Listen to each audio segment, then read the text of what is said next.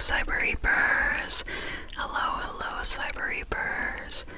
So, tonight, or today, wherever, whenever you are, I would like to talk about a book. And by the way, I didn't know there was another book following this one. So, I read through the whole thing thinking it was a standalone, and then I get to the epilogue, and I went, oh, there's more.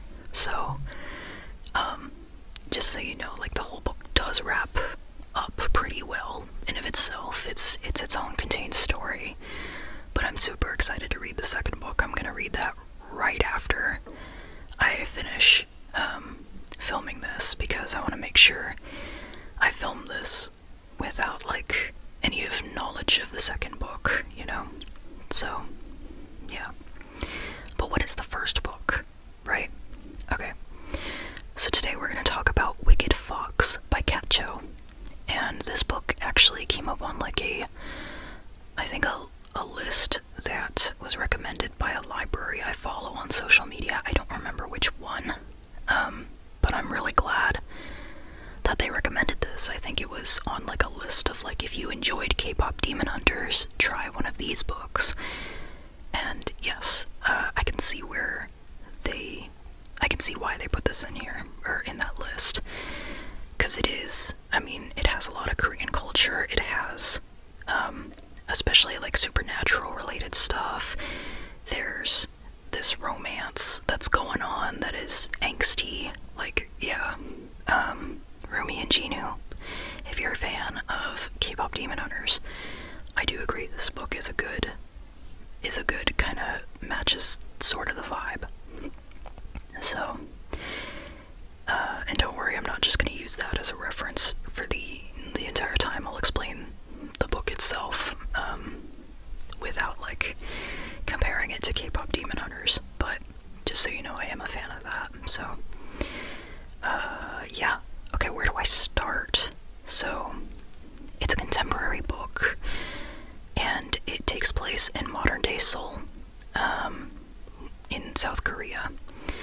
And so, if you don't know about Seoul, it's kind of this, you know, it's this densely populated city that is, like, what people consider, like, the heart of K-pop, Korean pop music, and, like, just, it's very, the parts, especially shown in the book, are very urban, and it's really neat, having it take place in this city, because there's the mix of, you know, modern day stuff going on with also the very ancient mythology related stuff, because the main character, or I'll say the main character, her name is Myung, and she is a gumyo, and I really hope I'm pronouncing those correctly. I looked it up and didn't find a lot of help, but yeah. And a gumyo is a nine-tailed fox, a creature that uses, or sucks out the energy of men, essentially killing them in order to survive, and they are immortal creatures. Our main character, though, Myung, she is actually 18. She's recently born, in comparison to other gumyos who are around. And the main other one that we see is her mother, Yena. And so, we'll talk about her later. But Myung, she and her mother, I guess I'll talk about her right now, sorry. The two of them have kind of gone around from place to place, just, you know, surviving. And Myung, because of this, is not used to having friends. She really feels alone. Her tether to the world is kind of her mother. And so that's pretty rough. She feels very lonely, especially because her mother is actually very strict and has high expectations of Myung. And I think they're rather unreasonable expectations. I understand why Myung loves her mother, but at the same time, the mother causes a lot of problems in the story. Not, like, mean, she's a well-written character. Yeah. Who causes problems. But yeah, that's kind of where you start with. You start with Myung. And then our second main character, or lead, he's the male lead. His name is Jun, and he's living in Seoul, and he's he's a student, he's human, going about his day-to-day life, and he has a sort of carefree attitude. He doesn't super care about doing all that well in school. He's just kind of there. He's just kind of living. He doesn't have high aspirations for himself, and he just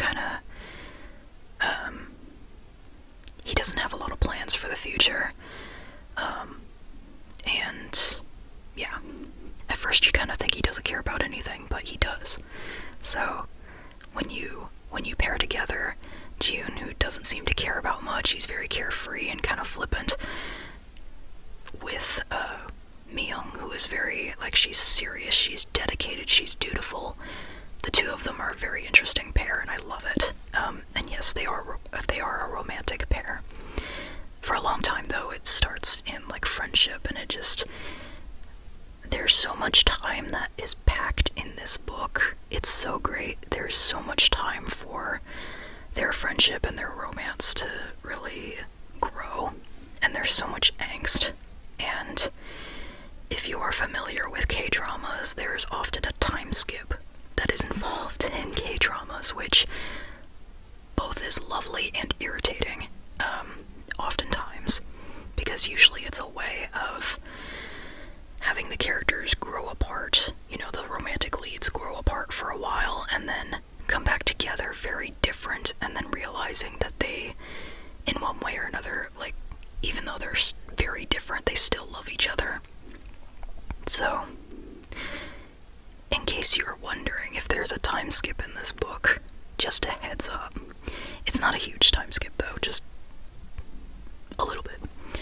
But what I'm saying is it really feels like this book just really has a nice stretch. I keep doing this, the stretchy hand gesture, because it just feels that way. It's just so nice the way that the book feels like that. And I don't feel like I read enough books that actually feel like there's time passing. And even though there's not a huge amount of time that passes in this book, I think it takes place within a year, it still feels like the relationships have been really explored and really drawn out in a nice way, without it feeling without it being just a giant book, And so that was really amazing. That's the part, I think my main takeaway from the book is just how much it feels like there's so much time that was taken in the book, and I love it. Yeah. Okay, what else? I feel like I kind of meandered. Yes, I didn't explain the plot. I did explain the main two characters a little bit, though. So, what is the plot? What's involving these two characters? Right, so I mentioned that Myung is a gumyo. So she is a nine-tailed fox who devours men every month. What she does, though, is she tries to find men who are, criminals who got away with doing really horrible things, that kind of thing. Because she doesn't really like taking the lives of others in order to extend her life. Or I guess she doesn't like taking the lives of humans in order to extend her life. Yeah. I find it interesting that books don't really cover, books like that don't cover much about humans eating animals and plants in order to extend their life. It's only if you ever eat humans when there's that's too far, you can't eat humans. Even if you are not human in a book, you can't eat humans, otherwise you're bad. Or if you're human adjacent, you can't eat humans. But you're perfectly fine to eat animals and plants, which are also living beings, in order to further your survival. Anyway, that's a little bit of a for me to think about, I guess, but anyway, not that I'm condoning the eating of humans, by the way. I'm just saying I feel like people kind of forget that animals and plants are living beings. Where was I, though? Okay. And because she doesn't like eating, or she doesn't exactly eat them, she just devours the energy of humans, specifically men. Because she doesn't like that, she's kind of on rocky terms with her mother, who is very much used to taking the energy in a violent way. Like, Myung tries to be patient about it and tries to put people down painlessly. Her mother does not do that, and her mother kind of considers Myung weak for doing so, or for trying to be kind or empathetic. And yeah, but Myung, that's kind of what she's doing. And they just moved to Seoul, or they moved back to Seoul, and Myung is out in the forest. She just hunted somebody on the full moon, as she does, and she overheard an attack in the forest. Turns out, this other supernatural creature, the name of which I don't remember, I'm sorry, but kind of this goblin creature, is attacking a boy. This boy happens to be June, the second lead. And so, Myung doesn't like that this innocent boy is getting attacked, so she steps in and defends him. And during this fight that happens, June defends her, or tries to help her as best as he can as a human. And, you know, that catches her attention. She's going, oh wow, he could have just stayed out of this or run away, but he didn't. He helped. So that got on her good side a little bit. She's still nervous, though, because after the fight is over, you know, Jiun's alive, and he now knows that she is a nine-tailed fox. And so Myung's going, okay, keep this a secret, please. And he does. But at some point during the fight, she ended up losing this, her fox bead, which is essentially this thing that, like, kind of represents her soul. And whoever attains it or holds onto it controls the nine-tailed fox that it belongs to. So she very much doesn't want to lose that, and she has it with her now, but it's supposed to be inside her. She ended up spitting it out on accident. And so yeah, that kind of starts the main problem, because she's trying to figure out how to get this fox bead back inside her so that it's safe and protected. June now knows that there's a nine-tailed fox in the city, and not only that, but she shows up at his school as a transfer student, like, the next day. So now they are both in school. He wants to know more about, like, okay, hey, what's going on with the nine-tailed fox thing? Like, what other supernatural things are there out there, and, like, what do you do? Like, he's curious about her, and she just wants to be left alone and lay low, because that's her strategy for school, for dealing with school. But because of his attention, things spiral, and she gets unwanted attention on her, and just things happen that make things harder on everybody's social lives. But at the same time, over time, the two really start to connect and become friends, and it's really cool to see that it's really nice over time to see that gradual process of them becoming closer, because it feels very reasonable on both of their ends how it happens. June's curious about this person and knows that she has more opinions than what she's letting on, and that she's kinder than she lets on as well. And she, at the same time, knows that June is kind, but Myung doesn't want to open up her heart really to anybody, especially because she figures, okay, based on how often we move, we're probably going to be moving in another few months. I'm going to like mess up and almost reveal that I'm a nine-tailed fox around here, and then we're going to have to leave.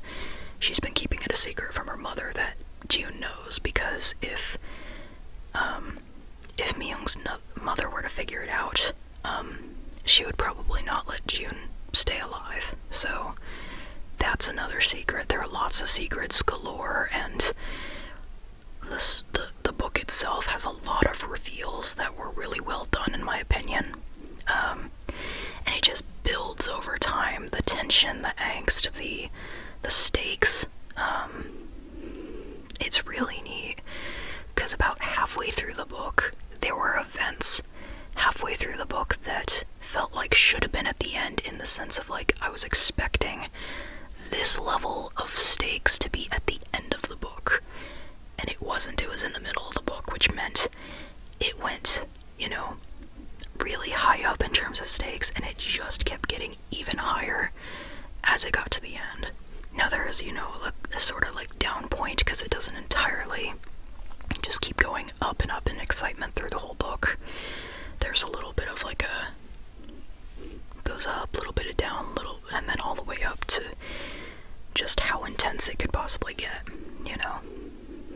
especially with the amount of reveals. And I'm trying not to clarify what those reveals pertain to, but I think especially the relationships between all the characters are very interesting. Not just the main two, but also Myung with her mother, June with his family, especially his grandmother, who he lives with, and his parents. His mom essentially disowned him, and his dad is a criminal, if I remember right, so he doesn't see him much, and it's just, there's that, and there's also their friends, his friends who become Myung's friends, and then another supernatural creature who comes in later, and it's just, there's a lot of different dynamics to keep up with, but it's not difficult. The book makes it really easy to like guide you through, okay, who's on good terms with who, and what did this person do to this person, that kind of thing. And you can tell too when some pieces of information are missing and you're going, this is going to be important later, I can tell. So it was really well done on slowly revealing all of the things throughout the story that were important, and building up all the way to the end. Because I really thought I could see like a story or a book being just made primarily on the first half of this book, based on just how high the stakes get. But then there's the whole second half of the book, and I was going, oh wow, I didn't know that a book could continue this far with this much excitement. Excitement doesn't feel like the right word, but just like energy. I don't know. High energy. I don't know. Oh, and of course there was plenty of character growth too. I loved that Myung, I won't explain exactly her character growth, but I love that there was just so much of it, and you could clearly tell that a lot of the story depends on her learning. And to be fair, if her mother had just communicated, so many of the problems that happen in the story would not be problems, in my opinion. I could be persuaded out of it. However, I think the mother is toxic. However, I understand why, and that was brilliantly written because of the various, like, there were a few interludes where there was kind of this historical explanation over the various myths of Gumyo, or the nine-tailed foxes, and it included some of the history specifically on Myung's mother. And so for all of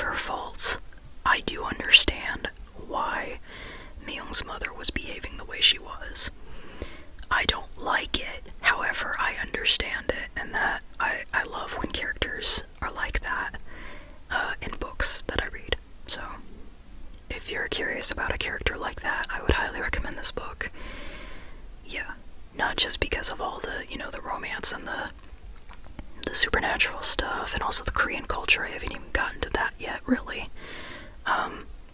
If you want a character, though, a side character to be clear, but an important one, that maybe drives you a little insane with how many problems she's causing indirectly, but you completely understand why it's happening this way. This book. I present to you this book. Yeah. Oh wow, I actually kind of got through most of my notes. The main things I missed, though, was actually, I just mentioned the Korean culture. Like, this, it really felt so immersive with how many words that just really made the atmosphere perfect. Specifically, like, say the characters are walking around and they smell like street food, or restaurant food, or and like, it made me so hungry, the amount of food they referenced. I actually went out and got hold on, I'm learning to pronounce this word. Tteokbokki. Please tell me that's correct. It's the Korean street food that's like rice cake with like sweet or spicy sauce with it. Tteokbokki, I think. I went out and got that today because this book mentioned it, and I went, I'm craving that now. I've had it before, but it's, I haven't had it actually, like, officially in Korea. That would be really neat. But no, I've bought it at a store and had it, so I did it again. And yeah, I'm looking forward to eating that now, but I'm not going to right now because it's late. I don't know if you heard, my stomach just growled. It's proof. Anyway. But there were so many, there were various. Kimchi too, I really wanted kimchi after reading this book, because that's like, fermented cabbage, right? With like the red spices and stuff. But yeah, it's, all the food. I want to try all the food that was mentioned in this book. There's also like a glossary of terms at the back, so that if you wanted extra context on something, you could find it there. I think, though, after I read through the glossary after reading the book, I think pretty much all the terms were explained in the story, or at least there was enough context for most of the terms to where you could pick up on it pretty quickly. Like the word for grandmother, like, I feel like in context, even though they don't like explain it right away, you kind of understand. Oh, Jioon's referring to his grandmother. Oh, Jiyoon is referring to a grandmother. Like, there's also that. And you kind of you glean the context pretty easily, I think. And that's speaking as someone who doesn't know a lot about Korean culture or like specific words. I know like some, because I am a mild K-pop or Korean pop fan, and K-drama or Korean drama fan. So I'm really happy to have read this book, because I'm like able to start to remember more words a little easier. And then other words I'm learning, it's really neat. It's really fun. And can my stomach stop growling? What's up with this? I don't know if you're gonna hear any of it. I'm probably gonna try to cut it out, but yeah, it's growling a lot. Oh, and just to add, like, the story takes place in Seoul, South Korea, so the entire cast pretty much is Korean. So in terms of representation, if that's what you're looking for, and if you're looking for like a book that has a bunch of Korean words in it for you to like kind of learn within context of a story, this is a good example of one of those books. I feel like it's a good intro book for that kind of thing.